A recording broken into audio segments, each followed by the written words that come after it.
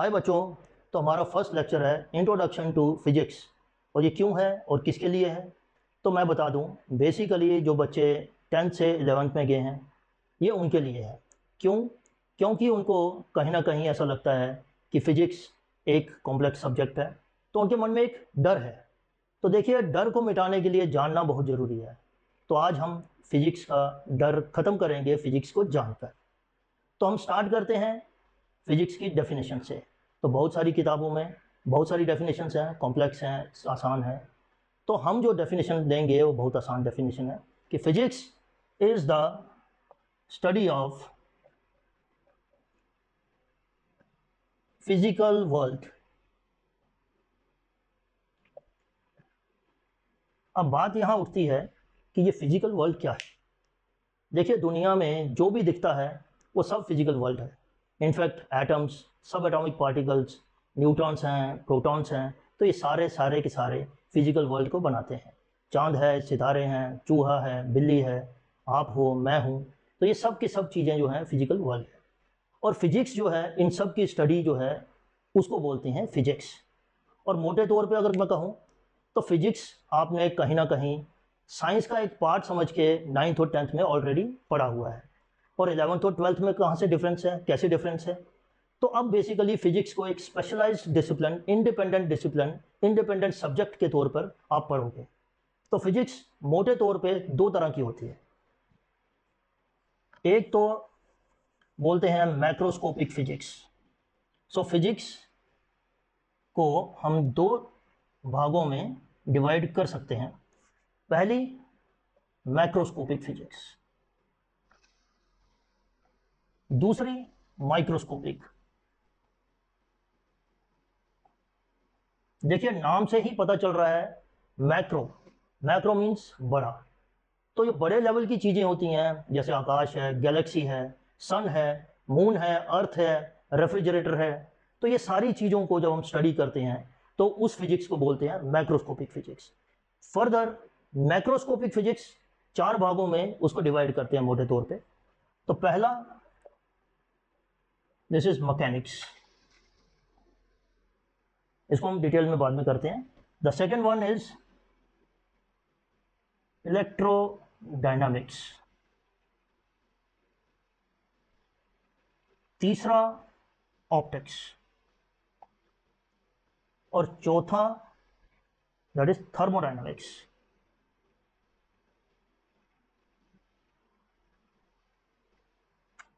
इन चीज़ों को फर्दर हम डिस्कस करते हैं बाद में। तो माइक्रोस्कोपिक फिजिक्स जो है वो आप क्या, उसमें क्या स्टडी करते हैं, हम एटम्स स्टडी करते हैं। तो जिसमें एटॉमिक मॉडल आते हैं, आपने पढ़े होंगे रदरफोर्ड मॉडल या Thompson model. Atoms, nuclei, electrons, protons, neutrons और न्यूक्लियर फोर्सेस। तो इस तरह की फिजिक्स को बोलते हैं माइक्रोस्कोपिक फिजिक्स। तो हम फर्दर डिस्कस करते हैं मैक्रोस्कोपिक के ये चार पार्ट्स हैं, इनको फर्दर डिस्कस करते हैं।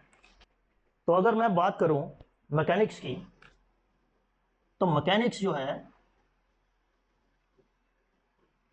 ये जनरली किस किस से डील करता है। फर्स्ट इज मोशन, सेकंड आपका work, energy and power, then we have gravitation. कुछ सुने सुने नाम लग रहे हैं आपको? यस। क्यों? क्योंकि 9th-10th में आप ये कहीं ना कहीं ये चीज़ें पढ़ चुके हो, राइट। तो फिजिक्स इतनी आसान है ना? यस। फिर आपको आता है रोटेशन। ये सुना है? नहीं सुना है? कोई बात नहीं, तो ये 11th में पढ़ेंगे, नया टॉपिक है। Then we have SHM। तो ये भी आपने नहीं सुना है, इसको सिंपल हार्मोनिक मोशन बोलते हैं। ऑसिलेशंस आपने सुना है, पीरियोडिक मोशन सुना है, तो SHM उसी का एक स्पेशल केस है, राइट। फिर आपका वेव्स। तो मोटे तौर पे आप मैकेनिक्स जो है वो डील करते हैं हम इन चीज़ों से, ठीक है। इनमें से बहुत सारी चीज़ें आप ऑलरेडी पढ़ चुके हो। और 11th में मोटे तौर पे मैकेनिक्स जो होगा it will be your 11th physics. सिर्फ मैकेनिक्स नहीं होगा उसमें, हम आगे कुछ और चीज़ें भी पढ़ेंगे, तो मैकेनिक्स के अलावा भी जैसे थर्मोडायनेमिक्स है तो वो भी इसका पार्ट रहेगा। तो 11th में मोटे तौर पर 60 to 70% जो सिलेबस है आपका मैकेनिक्स से रिलेटेड है। कुछ चीज़ें आप इसमें से पढ़ चुके हो, और उसमें जैसे मोशन है, तो मोशन में आपने वन डायमेंशनल मोशन पढ़ी, वर्क एनर्जी पावर में आपने वर्क की डेफिनेशन पढ़ी है, एनर्जी की डेफिनेशन पढ़ी है, पावर की डेफिनेशन पढ़ी है। अब जब हम 11th में जाएंगे तो 11th में क्या होगा, मोशन जो है वो आपका वन डायमेंशन से एक्सटेंड होके क्या होगा, टू डायमेंशन में जाएगा, बस इतना ही फर्क है। एक और चीज, उसमें आप नया मैथमेटिक्स पढ़ेंगे जिसको कैलकुलस बोलते हैं, और उसमें खास तौर पे दो ही चीजें तो उसमें इस्तेमाल होती हैं। एक आपकी होती है डिफरेंशिएशन, दूसरा आपकी होती है इंटीग्रेशन। तो 11th में जो भी आप मोशन में टॉपिक्स पढ़ेंगे उसमें नॉर्मल जो कैलकुलेशन है, नॉर्मल अलजेब्रा जो है वो तो यूज होता ही है, इसके अलावा एक और तरह का कैलकुलस मैथमेटिक्स यूज होता है जिसको डिफरेंशिएशन और इंटीग्रेशन बोलते हैं। तो ये नई टेक्निक्स आपको सीखनी पड़ेंगी। इसी तरह से जो 2D मोशन है, आप वन डायमेंशनल मोशन पढ़ चुके हो, तो उसमें जब डायरेक्शन की बात करते हैं तो डायरेक्शन क्या होती है, या तो पॉजिटिव होती है या नेगेटिव होती है, दाएं होती है या बाएं होती है। लेकिन जब टू डायमेंशनल मोशन की बात करते हैं तो टू डायमेंशनल का मतलब क्या है, यानी कि अगर मैं यहाँ छोटा सा एक एक्सिस बना दूँ, ये एक्स ये वाई, और कोई बॉडी ऐसे मूव कर रही है, तो इसका मतलब ये एक्स में भी मूव कर रही है, या वाई में भी मूव कर रही है। अब वन डायमेंशन केस में मेरे को क्या करना होता था, अगर मेरे को डायरेक्शन देखनी होती थी, मैं देखता था कि जो दाएं जा रही है या बाएं जा रही है। अब इसमें दो जगह मोशन हो रही है, तो इसको बोलते हैं मोशन इन प्लेन। अब इसकी मोशन को समझने के लिए हमें एक नई तरीके की एक नई चीज़ें चाहिए जिसको हम बोलते हैं वेक्टर्स। वेक्टर्स क्या होते हैं, वो आपका इंडिपेंडेंटली एक्स डायरेक्शन में कितनी मोशन हुई, वाई डायरेक्शन में कितनी हुई, जेड डायरेक्शन में कितनी हुई। जब मैं जेड की बात कर रहा हूँ तो इसका मतलब मैं 3 डायमेंशन की बात कर रहा हूँ, लेकिन जब मैं 2 डायमेंशन की बात करता हूँ तो इसका मतलब एक्स और वाई की बात होगी। तो वेक्टर्स एक ऐसी चीज़ है जो साइमल्टेनियसली यानी कि साथ साथ दोनों मोशंस को जो डिफाइन करेंगे। तो हम आगे बात करेंगे, आगे आगे लेक्चर्स में वेक्टर्स के बारे में भी हम डिटेल में पढ़ेंगे, ठीक है। फिर आपने work energy and power already पढ़ा हुआ है। अब इसमें नई चीज़ क्या पढ़ेंगे आप, इसमें एक वर्क एनर्जी थ्योरम होती है, तो वो आप पढ़ेंगे। फिर आप स्केलर प्रोडक्ट ऑफ वेक्टर्स, यानी कि वेक्टर्स की मैंने बात की, वो डिटेल में हम आपको बताएंगे। वेक्टर्स, इसमें घबराने की कोई बात नहीं है, मैं सिर्फ आपको ये बता रहा हूँ ये चीज़ें आप ऑलरेडी पढ़ चुके हो। अब ये थोड़ी सी उसकी एक्सटेंशन है और ज़्यादा कॉम्प्लेक्स नहीं है। फिर ग्रेविटेशन, देखिए ग्रेविटेशन आप ऑलरेडी पढ़ चुके हो, उसमें आपने न्यूटन्स लॉ ऑफ ग्रेविटेशन पढ़ा हुआ है, उसमें ग्रेविटी पढ़ी हुई है। अब 11th में क्या पढ़ोगे आप उसमें केपलर्स लॉ पढ़ोगे। केपलर्स लॉ क्या है कि सन के इर्द गिर्द प्लैनेट्स कैसे घूमते हैं, किस ऑर्बिट में घूमते हैं, सर्कुलर ऑर्बिट में घूमते हैं या एलिप्टिकल ऑर्बिट में घूमते हैं, और जो टाइम पीरियड है उनको घूमने का और जो उनका रेडियस है उसमें क्या रिलेशन है। तो एक तो ये चीज़ें पढ़ेंगे। दूसरा आप पढ़ोगे एस्केप वेलोसिटी। अब एस्केप वेलोसिटी क्या है, एस्केप वेलोसिटी ऐसी वेलोसिटी होती है जिससे आप किसी ऑब्जेक्ट को थ्रो करोगे तो अर्थ के या किसी भी प्लैनेट के ग्रेविटेशन के बाहर चला जाएगा। इसी तरह से एक और चीज़ पढ़ोगे आप, उसको बोलते हैं ऑर्बिटल वेलोसिटी। अब ऑर्बिटल वेलोसिटी क्या है, ये वो वेलोसिटी है जिससे आप किसी सैटेलाइट को थ्रो करोगे तो क्या करेगा, अर्थ के इर्द गिर्द घूमता रहेगा, अर्थ के ऑर्बिट में घूमता रहेगा, उसको बोलते हैं जियो स्टेशनरी सैटेलाइट। तो इस तरह की चीज़ें आप पढ़ोगे। ग्रेविटेशन में थोड़ी सी एक्सटेंशन है जो 9th-10th से, और रोटेशन बिल्कुल एक नया टॉपिक है आपके लिए, लेकिन इसमें घबराने की बात नहीं है। रोटेशन बिल्कुल आप देख चुके हो, ये बिजली बनती है, जैसे पहाड़ों में पानी होता है, डैम में स्टोर किया जाता है, फोर्स से उसको फेंका जाता है, टरबाइन चलती है, घूमती है, वो रोटरी मोशन है, उससे जनरेटर चलता है, उससे बिजली पैदा होती है। तो ये इतनी सिंपल सी बात है। फिर आपका आ गया सिंपल हार्मोनिक मोशन, तो इसके बारे में ये बिल्कुल नया टॉपिक रहेगा आपका। फिर वेव्स, वेव्स को आपने ऑलरेडी पढ़ा हुआ है। देखो वेव्स में आपने उसका ट्रफ पढ़ा है, उसका क्रस्ट पढ़ा है, वेवलेंथ पढ़ी है, उसके सारे एट्रीब्यूट्स पढ़े हुए हैं। बस 11th में क्या होगा कि वेव की इक्वेशंस पढ़नी पड़ेगी आपको, राइट। तो ये सारा मैकेनिक्स में डील होगा। Next thing is electrodynamics. Electrodynamics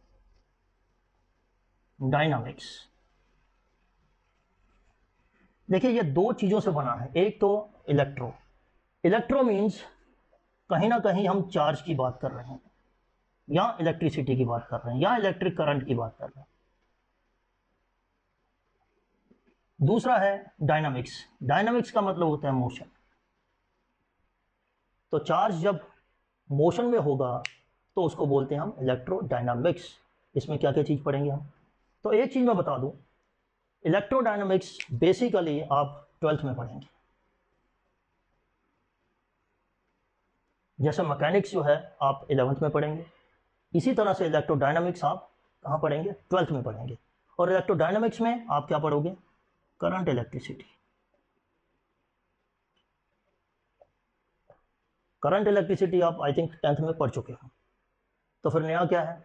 देखिए, करंट इलेक्ट्रिसिटी में आप वोल्टेज पढ़ चुके हो, करंट पढ़ चुके हो, रेजिस्टेंस पढ़ चुके हो, ओम्स लॉ पढ़ चुके हो। ये सारी चीज़ें 12th में भी डिस्कस होंगी। उसके बाद रेजिस्टेंस का अरेंजमेंट, जो रजिस्टर्स होते हैं उनका पैरेलल अरेंजमेंट, उसका सीरियल अरेंजमेंट, वो सब आप पढ़ चुके हो। उसको आर इक्विवेलेंट, जो उसकी इक्विवेलेंट रेजिस्टेंस निकालने का मेथड्स आप ऑलरेडी कर चुके हो। नया क्या है? देखिए, आपने जो सर्किट्स वहाँ देखे वो बहुत सिंपल सर्किट्स थे, लेकिन क्या होता है जब सर्किट्स कॉम्प्लेक्स हो जाते हैं तो नॉर्मल मेथड से उनकी रेजिस्टेंस कैलकुलेट करना या उनमें करंट कैलकुलेट करना या पोटेंशियल कैलकुलेट करना थोड़ा कॉम्प्लेक्स हो जाता है। तो इसीलिए नई चीज़ है उसमें किरचॉफ्स लॉ। ये नई चीज़ आप पढ़ेंगे। किरचॉफ्स के दो लॉ हैं, एक किरचॉफ्स करंट लॉ, एक किरचॉफ्स वोल्टेज लॉ। फिर उसके बाद आप इलेक्ट्रोडायनामिक्स में क्या पढ़ेंगे? करंट इलेक्ट्रिसिटी में ही उसमें आप इंस्ट्रूमेंट्स पढ़ेंगे। जैसे आपका व्हीटस्टोन ब्रिज है,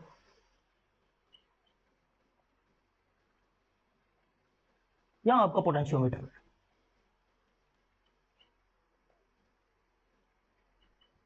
राइट? तो ये बात होगी करंट इलेक्ट्रिसिटी की। इलेक्ट्रोडायनामिक्स में और कौन से टॉपिक्स हम पढ़ेंगे?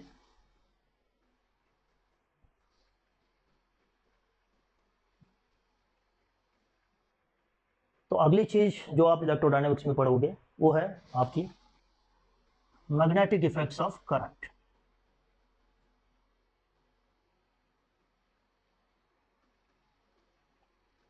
ये भी आई थिंक आप 10th में पढ़ चुके हो। तो इसमें क्या पढ़ते हैं? कोई भी करंट कैरिंग जो कंडक्टर होता है वो अपने इर्द गिर्द एक मैग्नेटिक फील्ड बनाता है, ठीक है, राइट? तो ये चीज़ें आप इसमें पढ़ोगे। फिर अगर जो करंट फ्लो कर रहा है वो मैग्नेटिक फील्ड बनाता है, तो क्या अगर मैं मैग्नेट को मूव करूं तो क्या वो करंट ना बनाएगा? यस, वो बनाएगा। इसी चीज़ को बोलते हैं हम इलेक्ट्रोमैग्नेटिक इंडक्शन, राइट? तो इलेक्ट्रोमैग्नेटिक इंडक्शन में क्या करते हैं? क्या आपके पास मैग्नेट रहते हैं, आप एक वायर को, या लूप बोलते हैं, इस तरह की वायर को हम लूप बोलते हैं। जब आप दो मैग्नेट्स के बीच में इस तरह के वायर को घुमाते हो तो क्या होता है? इसमें वोल्टेज इंड्यूस होती है जिसको बोलते हैं ईएमएफ। ईएमएफ होती है इलेक्ट्रोमोटिव फोर्स। अब आपको पता है जैसे ही पोटेंशियल डिफरेंस होता है या वोल्टेज का डिफरेंस होता है तो क्या फ्लो करता है? करंट फ्लो करता है, राइट? तो हम क्या करते हैं, इससे दो मैग्नेट के बीच में वायर को घुमाते हैं तो वायर में करंट पैदा होता है। और ऐसी मशीन जो करंट पैदा करती है उसको क्या बोलते हैं? Generator, right? तो इसमें आप जनरेटर के बारे में बात करोगे, राइट? ओके, अब ये हो गया इलेक्ट्रोमैग्नेटिक इंडक्शन। इसके अलावा आप इसमें मैग्नेटिज्म पढ़ोगे, अर्थ मैग्नेटिज्म पढ़ोगे। फिर एक और चीज मैं बताऊंगा आपको, इलेक्ट्रोमैग्नेटिक इंडक्शन की जब हम बात करेंगे, जब एसी जनरेटर की बात करेंगे, एसी क्यों बोलते हैं? क्योंकि जो जनरेटर जो आउटपुट देता है, यानी जो बिजली बनाता है, वो हमेशा कांस्टेंट नहीं रहती है। वो बिजली इस तरह से नहीं रहती है, राइट? बल्कि वो बिजली कुछ कुछ इस तरह से बनती है। आप देखिए कि आधे साइकिल में ये ऊपर है, आधे साइकिल में ये नीचे है, इसीलिए इसको बोलते हैं एसी ऑल्टरनेटिंग करंट, राइट? तो जो जनरेटर है, जो जनरेट कर रहा है बिजली को, किस प्रिंसिपल से? इलेक्ट्रोमैग्नेटिक इंडक्शन की वजह से। तो उसकी जो आउटपुट रहती है वो आपकी ऑल्टरनेटिंग टाइप की रहती है, इसीलिए उसको ऑल्टरनेटिंग जनरेटर बोलते हैं। अब ये ऑल्टरनेटिंग करंट, इसको कैसे यूज किया जाए, इसकी क्या एट्रीब्यूट्स होते हैं, इसकी क्या प्रॉपर्टीज होती हैं, ये हम स्टडी करेंगे एसी करंट्स में। एसी करंट और सर्किट्स, एसी सर्किट्स, राइट। तो ये भी आप ऑल्टरनेटिंग सर्किट्स जो है, ऑल्टरनेटिंग करंट सर्किट्स आप पढ़ोगे इलेक्ट्रोडायनामिक्स में, राइट। फिर अगली जो सब डिवीजन है मैक्रोस्कोपिक फिजिक्स में वो है ऑप्टिक्स, राइट। ऑप्टिक्स को अगर मैं डिवाइड करूं मोटे तौर पे तो ये दो तरह से होता है, एक होता है रे ऑप्टिक्स, एक होता है वेव ऑप्टिक्स। देखिए आपने रे ऑप्टिक्स वो पढ़ा हुआ है, रे ऑप्टिक्स में क्या होता है, हम लाइट को मानते हैं as a ray of light जैसे बोलते हैं, ठीक है। यानी कि हम ये मानते हैं कि लाइट जो है स्ट्रेट लाइन में ट्रेवल करती है। तो इसमें आप ऑलरेडी पढ़ चुके हो, रिफ्लेक्शन पढ़ चुके हो, रिफ्रैक्शन पढ़ चुके हो। इसी तरह से आई थिंक स्कैटरिंग भी आप पढ़ चुके हो। फिर इसमें मिरर्स आप पढ़ चुके हो, आप लेंसेज पढ़ चुके हो, इसमें मैग्निफिकेशन जो है वो भी पढ़ चुके हो। तो ये रे ऑप्टिक्स और वेव ऑप्टिक्स ये दोनों टॉपिक्स आपके आएंगे 12th में, ये भी 12th में आएगा और ये भी 12th में आएगा। लेकिन इससे कैसे डिफरेंट होगा, 12th में हम क्या पढ़ेंगे, इंस्ट्रूमेंट्स के बारे में पढ़ेंगे। तो यानी कि बिसाइड्स दिस एक टोटल इंटरनल रिफ्लेक्शन होती है, प्रिज्म्स आई थिंक आपने 10th में कर लिए हैं, तो प्रिज्म्स भी वहाँ पढ़ेंगे, डिस्पर्शन वहाँ पढ़ेंगे, डिविएशन वहाँ पढ़ेंगे। तो उसके अलावा क्या पढ़ोगे, टोटल इंटरनल रिफ्लेक्शन, ठीक है। फिर telescope, different types of telescopes की जो प्रिंसिपल्स हैं वो पढ़ोगे। फिर माइक्रोस्कोप पढ़ोगे। यानी कि कहने का मतलब ये है कि फिजिक्स कोई इतना कॉम्प्लेक्स सब्जेक्ट है नहीं, ये सिर्फ एक मिथ है कि ये बहुत सारा इससे डर लगता है, जो वो एक बिल्कुल ही नाजायज़ डर है। तो मेरे को नहीं लगता कि ऐसा कुछ डरने की बात है, क्योंकि आप ऑलरेडी बहुत सारी चीज़ें पढ़ चुके हो। ये उसी का जो आपने पढ़ा हुआ है उसी का एक्सटेंशन है, कुछ थोड़ा सा मैथमेटिक्स उसमें ऐड होगा, बाकी बहुत ज़्यादा उसमें घबराने की ज़रूरत नहीं है। यस, वेव ऑप्टिक्स जो है ये एक इंटायरली डिफरेंट चैप्टर रहेगा आपके लिए, राइट। तो मैक्रोस्कोपिक फिजिक्स का जो अगला पार्ट है, मैक्रोस्कोपिक फिजिक्स का अगला पार्ट जो है उसको हम बोलते हैं थर्मोडायनामिक्स।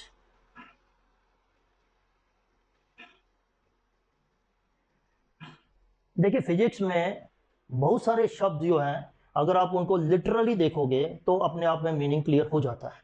लाइक थर्मोडायनामिक्स दो चीज़ों से बना है, thermo and dynamics, right. Thermo का मतलब हीट, डायनामिक का मतलब इन मोशन, राइट। तो थर्मोडायनामिक्स में हम क्या पढ़ते हैं, थर्मोडायनामिक्स में पढ़ते हैं टेम्परेचर, फिर हम पढ़ते हैं हीट, फिर हम पढ़ते हैं वर्क। देखिए ये वर्क और जो वर्क पावर एनर्जी में हम जो वर्क पढ़ते हैं दोनों में फ़र्क है, लेकिन जब 11th में जाओगे तब आपको ये फ़र्क पता चलेगा, राइट। तो temperature, heat, work, internal energy, और फिर हम इंजन्स के बारे में पढ़ते हैं जिसको हीट इंजन बोलते हैं, और हम पढ़ते हैं किसके बारे में, रेफ्रिजरेटर के बारे में, राइट। तो ये थर्मोडायनामिक्स जो है ये आपका बनेगा 11th का पार्ट, 12th में थर्मोडायनामिक्स नहीं है, ओके। तो अब हमने डिस्कस कर लिया मैक्रोस्कोपिक फिजिक्स में क्या क्या चीज़ हम डील करते हैं, क्या आप ऑलरेडी पढ़ चुके हो, क्या क्या आप पढ़ोगे और किस किस रूप में पढ़ोगे, और जो पुराना पढ़ा हुआ है उसकी एक्सटेंशन क्या है, ये सब हम पढ़ चुके हैं। अभी ये सारी चीज़ें हमने डिस्कस कर ली। अब बात आती है माइक्रोस्कोपिक फिजिक्स की। माइक्रोस्कोपिक फिजिक्स, अच्छा एक चीज़ मैं आपको फिर से बता दूं, एक उसमें थोड़ा स्किप हो गया। मैक्रोस्कोपिक फिजिक्स को क्लासिकल फिजिक्स भी बोलते हैं। सो मैक्रोस्कोपिक फिजिक्स, मैक्रो, इसको क्लासिकल फिजिक्स भी बोला जाता है, राइट। और मैकेनिक्स को न्यूटोनियन मैकेनिक्स भी बोला जाता है।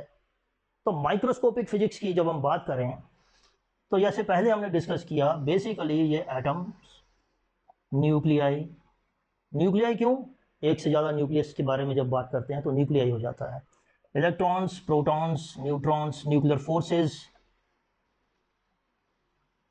फिर इसमें बाइंडिंग एनर्जी, न्यूक्लियर फिशन, जो एटम बॉम्ब में जो प्रोसेस होती है उसको न्यूक्लियर फिशन बोलते हैं, और जो हाइड्रोजन बॉम्ब में जो प्रोसेस होती है उसको न्यूक्लियर फ्यूजन बोलते हैं,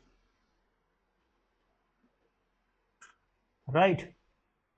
ये सारी चीज़ें हम पढ़ेंगे माइक्रोस्कोपिक फिजिक्स में, लेकिन इसमें बड़ी इंटरेस्टिंग बात है, एक कैच है। कैच क्या है कि जब मैं मैक्रोस्कोपिक फिजिक्स की बात करता हूं तो आपने एक इक्वेशन पढ़ी होगी कि v is equal to u plus a t, right. एक बॉडी है जो मूव कर रही है u वेलोसिटी से, आफ्टर t उसकी वेलोसिटी कितनी होगी, v will be equal to u plus a t, right. यानी कि आप macroscopic physics, this is macroscopic physics में आप सर्टेनिटी के साथ, यानी कि बिल्कुल आप एग्जैक्टली बता सकते हो कि अगर कोई बॉडी u वेलोसिटी से जा रही है with an acceleration a, t time के बाद वो कितनी वेलोसिटी हो जाएगी उसकी, राइट। तो एग्जैक्टली आप यहां मेजरमेंट्स जो होती हैं वो एग्जैक्ट रहती हैं, राइट। लेकिन जब मैं बात करता हूं माइक्रोस्कोपिक फिजिक्स की, तो ये सारी चीजें जो होती हैं ये एग्जैक्ट नहीं रहती, ठीक है। तो हमारा एक सीनियर था, जब मैं 10th में था और वो 12th में था, तो कहता था कि मैं न्यूटन्स लॉ जो है उसको रॉन्ग प्रूव कर सकता हूँ। तो हम सोचते थे यार पता नहीं कैसे कर सकता है। नाउ आई रियलाइज वो क्या कहना चाहता था, वो ये कहना चाहता था कि न्यूटन्स लॉ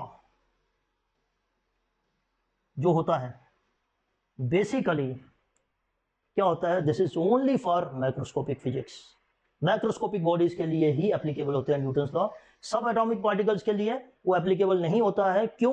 क्योंकि सब एटॉमिक लेवल पे जो फोर्सेस एक्ट करती हैं they are far far stronger than your force of gravitation, right. तो न्यूटन्स लॉ आपका जो है एटम के अंदर नहीं लगता है, ठीक है।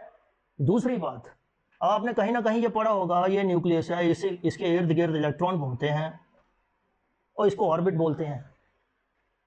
तो जो साइंटिस्ट हैं उन्होंने ये खोजा कि ये जो ऑर्बिट का तो हमें पता ही नहीं चलता, इलेक्ट्रॉन की पोजीशन को एग्जैक्टली डिफाइन करना बहुत मुश्किल है। हम ये नहीं कह सकते कि at टाइम टी इलेक्ट्रॉन इस पोजीशन पे है और किसी और टाइम टी डैश पे वो इस पोजीशन पे होगा, तो हम ये प्रेडिक्ट नहीं कर सकते, राइट। तो इसलिए एक नए तरीके का मैकेनिक्स या नए तरीके का मैथमेटिक्स जो है वो एक नया रूप आया उसका, उसको बोलते हैं क्वांटम मैकेनिक्स। तो ऐसी फिजिक्स जो माइक्रोस्कोपिक बॉडीज के लिए यूज होती है उसको बोलते हैं क्वांटम मैकेनिक्स। क्वांटम मैकेनिक्स और न्यूटोनियन मैकेनिक्स में फर्क क्या है? न्यूटोनियन मैकेनिक्स में चीजें बिल्कुल एग्जैक्ट होती हैं, क्वांटम मैकेनिक्स में चीजें एग्जैक्ट नहीं होती हैं। तो हम इसको क्या बोलते हैं, ये किसके ऊपर काम करता है? It works on probabilities, right. कि इलेक्ट्रॉन के कहीं होने की प्रोबेबिलिटी 90% है, 80% है, 83% है। तो इस भाषा में क्वांटम मैकेनिक्स जो है वो बात करता है, राइट। तो अभी तक हमने क्या पढ़ा कि फिजिक्स का मोटे तौर पे बाइफर्केशन क्या है, क्या क्या उसमें कवर होता है। तो बिसाइड्स दिस कुछ चीज़ें ऐसी भी हैं जो इन सारी 4-5 चीज़ों में कवर नहीं भी होती हैं एग्जैक्टली। तो मैं 11th में आपको बता देता हूं, कुछ टॉपिक्स हमने ऑलरेडी कवर कर दिए हैं। उसके अलावा आपका जैसे mechanical properties of matter, of solids, इसी तरह से आपका फ्लूइड्स की प्रॉपर्टीज ऑफ फ्लूइड, ये एक टॉपिक है, ये एक टॉपिक है। अब ये मैकेनिकल प्रॉपर्टीज ऑफ सॉलिड में क्या करते हैं, जैसे एक ब्रिज है, ये ब्रिज है, अब इसके ऊपर ट्रैफिक जा रही है। हमने एस्टिमेट किया कि इसके ऊपर इतनी ट्रैफिक जाती है रोज की, 24 घंटे में इतना ट्रैफिक जाता है, इतना लोड होता है। तो इसको डिजाइन करना होगा, तो मेरे को पता होना चाहिए कि ये कितना लोड ले पाएगा, राइट। तो ये सारी चीजें हम मैकेनिकल प्रॉपर्टीज ऑफ सॉलिड्स में करते हैं। इसी तरह से जो फ्लूइड्स हैं, फ्लूइड्स में जैसे आपने देखा होगा इंसेक्ट्स चलते हैं, पॉन्ड्स के ऊपर इंसेक्ट्स चलते हैं, वो किसकी वजह से चलते हैं? सरफेस टेंशन की वजह से चलते हैं। आपने हाइड्रोलिक जैक देखा होगा कि आप इधर से फोर्स लगाते हो, गाड़ी उधर से उड़ जाती है, तो वो हाइड्रोलिक जैक जैक जो है वो किसके ऊपर काम करता है, वो प्रेशर के ऊपर काम करता है, उसको पास्कल लॉ बोलते हैं। तो ये पास्कल लॉ भी कहीं ना कहीं प्रेशर के बारे में आप पढ़ चुके, बर्नौलीज थ्योरम पढ़ोगे, इसमें इक्वेशन ऑफ कॉन्टिन्यूटी पढ़ोगे, तो ये सारी चीज़ें ये प्रॉपर्टीज ऑफ फ्लूइड्स में आप पढ़ोगे। इसके अलावा थर्मोडायनामिक्स हम डिस्कस कर चुके हैं, और एक और चीज़ है उसमें काइनेटिक थ्योरी ऑफ गैसेस।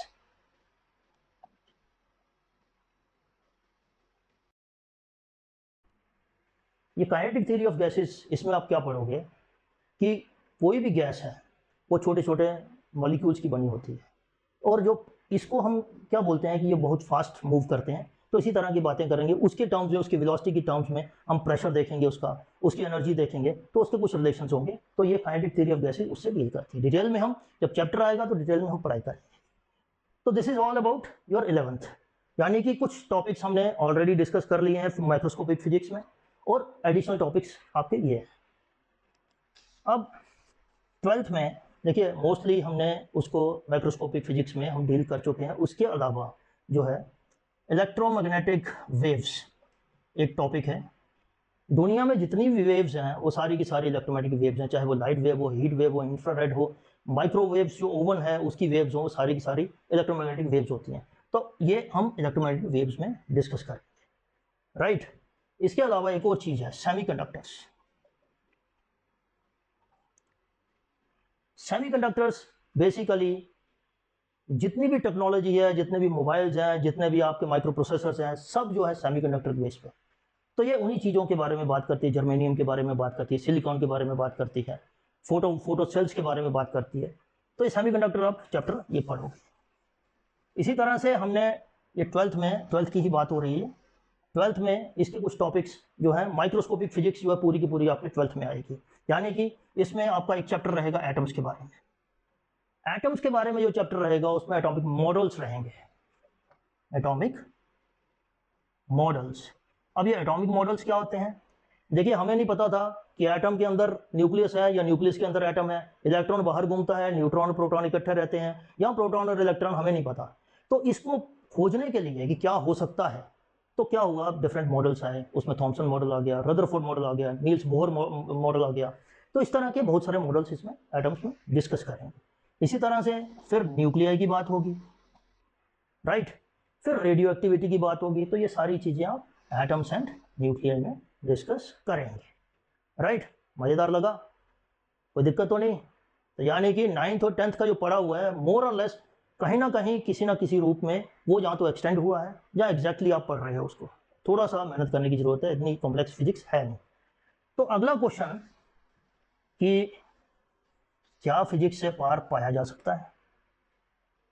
तो इसके दो मतलब हैं। एक, क्या फिजिक्स को इग्नोर किया जा सकता है? दूसरा, क्या फिजिक्स को विन किया जा सकता है? तो पहली बात हम करें, whether physics can be ignored,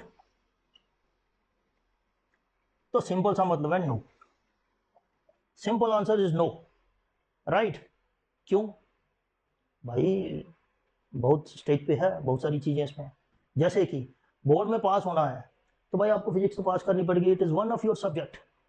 आपको पता है अभी नीट में एक बंदे के 720 नंबर आ गए, लेकिन फिजिक्स में उसके आए नंबर 5 बोर्ड में, ठीक है। अब क्या करेगा वो, नीट करेगा या बोर्ड करेगा? पास नहीं हुआ ना। तो यानी कि आपको फिजिक्स जो है पास करना बहुत ज़रूरी है। जी में भी आपको देखिए 75% आपकी 12th बोर्ड में होनी चाहिए जी एग्ज़ाम के लिए। तो भाई उसको यहाँ तक पहुँचने के लिए फिजिक्स में अच्छे नंबर आना बहुत ज़रूरी है, ठीक है। तो फर्स्ट इज योर बोर्ड, यानी कि आपकी एलिजिबिलिटी के लिए फिजिक्स को पास करना बहुत ज़रूरी है। दूसरा, खास करके मेडिकल स्टूडेंट्स के लिए, देखिए फिजिक्स जो है आपका इज दी रैंक डिसाइडर। तो जो फ्यूचर डॉक्टर्स हैं वो प्लीज़ नोट कर लें कि this is your rank decider. तो फिजिक्स अगर आपकी अच्छी है तो भाई आपको बढ़िया कॉलेज मिल जाएगा, फ्री में डॉक्टर बन जाओगे, नहीं तो पैसे दे के डॉक्टर बनना पड़ेगा, as simple as that, right. Okay, अच्छी बातें बताऊँ फिजिक्स की, कॉम्पिटेटिव एग्जाम के पर्पज़ से या स्टूडेंट के पर्पज़ से अच्छी बातें मैं बताता हूँ जो एडवांटेजेस हैं फिजिक्स के साथ। देखो फिजिक्स जो है, पहली बात तो यह है कि बहुत ही इंटरेस्टिंग है, इंटरेस्टिंग क्यों है? क्योंकि ये रिलेटेबल है। रिलेटेबल यानी कि आप यहाँ खड़े हो, अपने आसपास देखोगे तो पूरी की पूरी फिजिक्स लग रही है। ये बोर्ड है, इसके साथ डस्टर चिपका हुआ है, ये मैग्नेटिक बोर्ड है, तो मैग्नेटिज्म यहाँ सीख रहे हो। ये बोर्ड है, यहाँ हुक्स लगी हुई हैं, तो ये नीचे अपना वेट डाल रहा है, लेकिन ये नीचे गिर नहीं रहा, तो इक्विलिब्रियम ऑफ फोर्सेज आप इसमें सीख रहे हो। ये ट्राइपॉड लगा है, तो ये भी it is in state of equilibrium. तो फिजिक्स इसलिए इंटरेस्टेड है क्योंकि आप जिधर भी देखते हो सारी की सारी फिजिक्स है, राइट। दूसरा, it is interesting because it is relatable, यानी कि आप इसको देखभाल सकते हो अपने आसपास, ठीक है। दूसरा, देखो फिजिक्स में सबसे कम कॉन्सेप्ट जो है आपको सीखने होते हैं, ठीक है। तो लीस्ट नंबर ऑफ कॉन्सेप्ट्स, आप अगर इसको कंपेयर करोगे बायोलॉजी के साथ, देखो बायोलॉजी में आपको अगर डाइजेस्टिव सिस्टम आपको जानना है तो उसके बारे में आपको 100 तरह के उसमें एंजाइम्स पढ़ने पड़ेंगे। पैनक्रियाटिक एंजाइम क्या है, उसमें स्टोमक के एंजाइम क्या है, जो आपकी छोटी इंटेस्टाइन है, पेनक्रियास या आपका लिवर है, तो सब चीज़ें आपको याद करनी पड़ेंगी। फिजिक्स ऐसी नहीं है, यहाँ कुछ भी आपको क्रैमिंग नहीं करनी है, कुछ भी रट्टा नहीं मारना है, there is no mugging up. आपको कॉन्सेप्ट्स बहुत ज़्यादा नहीं पढ़ने हैं, the only thing is lot of practice, this is the requirement. तो यानी कि यहाँ कंफ्यूजन नहीं है। कंफ्यूजन इसलिए होती है कि आपका प्रैक्टिस नहीं होती। तो कंफ्यूजन वॉल्यूम की वजह से नहीं है कि बहुत सारे कॉन्सेप्ट्स हैं और फिजिक्स समझ में नहीं आ रही है, तो this is not the reason. तो रीज़न क्या है कि आपकी प्रैक्टिस में कमी है। अब देखो प्रैक्टिस से क्या होता है, आपको एक ही कॉन्सेप्ट किस तरह से पूछा जा सकता है, प्रैक्टिस से ये पता चलता है, राइट। तीसरी चीज जो फिजिक्स की बहुत अच्छी है, एक्यूरेसी। देखिए अगर आपकी क्वेश्चन में अप्रोच सही है, कॉम्पिटिटिव एग्जाम आप दे रहे हो, आपकी अप्रोच सही है, तो आपका जो आंसर है उसके 90% चांसेस होते हैं बिल्कुल ठीक होने के, राइट। इसी तरह से जैसे आप केमिस्ट्री करते हो, इनऑर्गेनिक केमिस्ट्री आ गई, एक्सेप्शंस बेस्ड है, पूरा रट्टा है, पूरा समझना पड़ेगा और रट्टा भी मारना पड़ेगा। तो वहाँ क्या है कि आपकी अप्रोच चाहे सही हो लेकिन फिर भी प्रोबेबिलिटी आपकी वो ज़्यादा नहीं रहती। तो फिजिक्स अगर आपको ठीक से आती है, ठीक तरह से अटेम्प्ट करोगे, तो दिस कैन गो टू 100%। तो ये फिजिक्स की ब्यूटी है, राइट। तो इसलिए फिजिक्स जो है पढ़ने का है, ठीक है। तो दूसरा क्वेश्चन ये था, पहला क्वेश्चन तो ये था कि क्या फिजिक्स को इग्नोर किया जा सकता है, तो मेरा आंसर था नहीं, क्योंकि बहुत सारी चीज़ें उस पर स्टेक पे हैं, इनफैक्ट आपका कैरियर पूरा का पूरा स्टेक पे है, राइट। दूसरा क्वेश्चन ये था कि क्या फिजिक्स के फियर को कम किया जा सकता है, फिजिक्स को विन किया जा सकता है, फिजिक्स से पार पाया जा सकता है। Yes, definitely. देखिए उसके लिए आपको करना क्या है, क्लियर योर कॉन्सेप्ट। और कॉन्सेप्ट्स क्लियर कैसे होते हैं, किताब पढ़ने से। Read book, read a good text book. देखिए एनसीईआरटी लोग बोलते हैं कि डिफिकल्ट है, देखिए डिफिकल्टी जब इनिशियल फेजेस पे आपको लगता है कि डिफिकल्ट है, क्योंकि जिस भाषा में वो लिखी गई है, जैसे वेक्टर नोटेशन में लिखी गई है, तो आपको पहले वो पता नहीं होता है 11th में खास करके, तो इसीलिए आपको थोड़ी डिफिकल्ट लगती है। नहीं तो एनसीईआरटी अपने आप में बहुत मतलब सफिशिएंट और सशक्त किताब है। तो खैर अगर आपको समझ में नहीं आती है तो गेट एनी रेफरेंस बुक, तो मैं नाम किसी का नहीं लूँगा, तो आप एक कोई भी किताब ले सकते हो, उससे अपने कॉन्सेप्ट जो है बिल्ड कर सकते हो, ठीक है। और do lot of practice, lot of numerical practice, do lot of numericals. और करना कैसे है, this has to be in the ratio 1:1, यानी कि 1 थ्योरी, 1 घंटा थ्योरी तो 1 घंटा न्यूमेरिकल, राइट। और कॉम्पिटिटिव के लिए तैयारी करनी है तो ये पीवाई चाउज ये मस्ट है। इसलिए नहीं कि यहां से क्वेश्चन आएगा, इसलिए कि आपको एक पैटर्न पता चलेगा, राइट। तो फिजिक्स से पार पाया जा सकता है बशर्ते आप अच्छी मेहनत करो, अच्छी बुक्स लो और घबराओ नहीं, ठीक है। तो डेफिनेटली आप सेल ओवर कर सकते हो। तो आज का लेक्चर मैं यहीं ख़त्म करता हूं। तो गाइज फर्दर नोटिफिकेशन के लिए सब्सक्राइब करें, बेल आइकन दबाएं, और तब तक के लिए इजाज़त। Thank you.